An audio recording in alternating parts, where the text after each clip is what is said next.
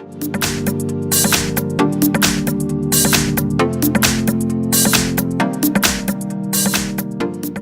I've got iPhone XS clone, and let me show you how to enable battery saving on the following device.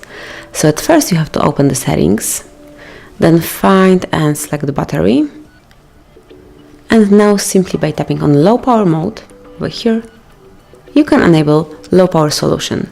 So it will reduce power consumption and your battery will last way longer.